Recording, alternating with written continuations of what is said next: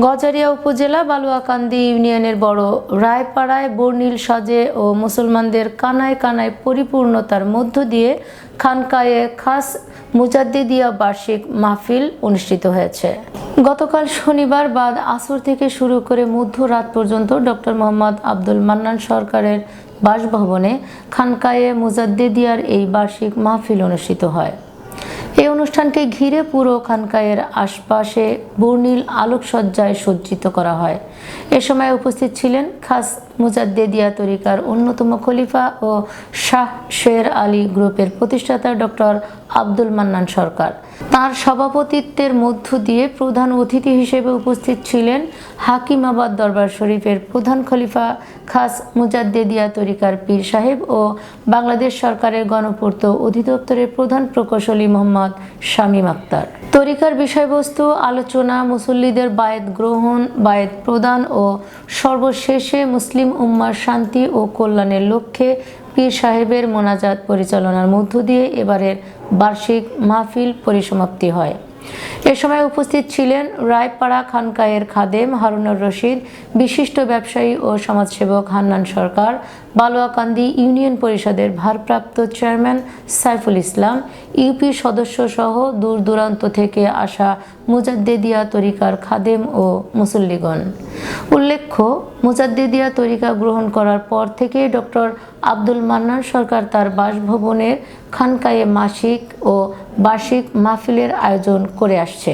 এতে করে অনেক মুসল্লিরাই আল্লাহর সন্তুষ্টি অর্জনে এই তরিকা গ্রহণ করছে।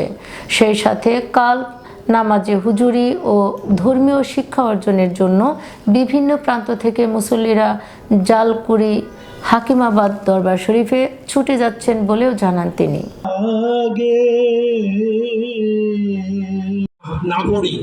নামাজের খেয়াল যদি বাইরে থাকে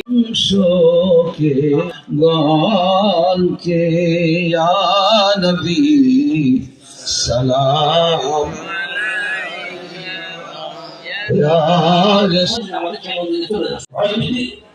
অন্তরে থাকে।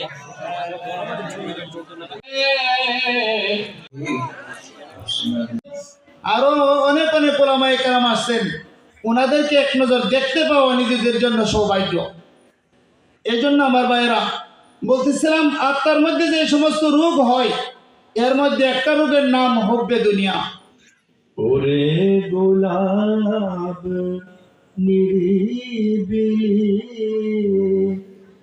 নবীর কদম ছুঁয়েছিলি। এই এলেম এমন, এই এখলাস, এই তিনটার যদি আমরা কমপ্লিট করতে চাই তাহলে সেই ক্ষেত্রে আমাদের একজন কলবি আলেমদারি শিক্ষক লাগবে। এখন এই শিক্ষকের যোগ্যতা কি দরকার? আমরা যে কোনো প্রাইমারি স্কুলের শিক্ষকদের একটা যোগ্যতা লাগে, হাই স্কুলের লাগে, ইউনিভার্সিটি লাগে, মাদ্রাসা লাগে, যেমন হাফিজি মাদ্রাসাতেও শিক্ষকতা করে হাফেজা লাগে। তাহলে এই কলবি আলেমের শিক্ষকটা কিরকম হওয়া দরকার? তার ন্যূনতম যোগ্যতা হবে তার হযরত মুহাম্মদ আহমদ মুস্তাফা সাল্লাল্লাহু আলাইহি ওয়াসাল্লাম থেকে সোনার শিকলের ধারাবাহিকতায় উস্তাদের পর উস্তাদ, উস্তাদের পর উস্তাদ, এইভাবে নবীজি পর্যন্ত তার ধারাবাহিক একটা রিলেশনশিপ থাকবে, সম্পর্ক থাকবে। সামাজিকভাবে প্রতিষ্ঠা লাভ করা, আমি সামনে ইলেকশন করবো, ভোট পাওয়া, সমাজে আমাকে বিভিন্নভাবে মূল্যায়ন করা, এটা হতে পারে। আবার এইটাও হতে পারে যে আল্লাহর রাস্তায় দান করলাম, এটা করতে যান আল্লাহর কাছ থেকে পাবো। মৃত্যুর সময় তাদেরকে ডেকে বলবেন আল্লাহ ভাই, ইয়া আইয়্যাতুহান নাফসুল মুতমাইন্না ইরজি ইলা রাব্বিকা রাদিয়াতাম মারদিয়াহ ফাদখুলি ফি ইবাদি ওয়াদখুলি জান্নাতি।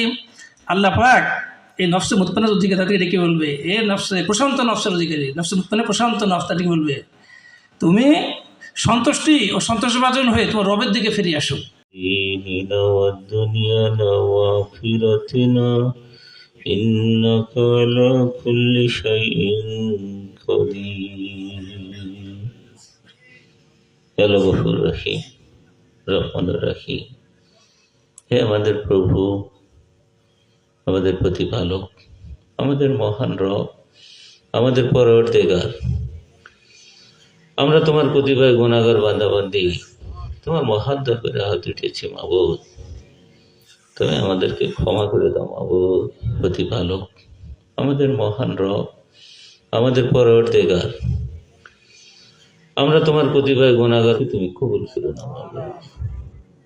হে আমাদের প্রভু প্রতিপালক, হে আমাদের মহান রব।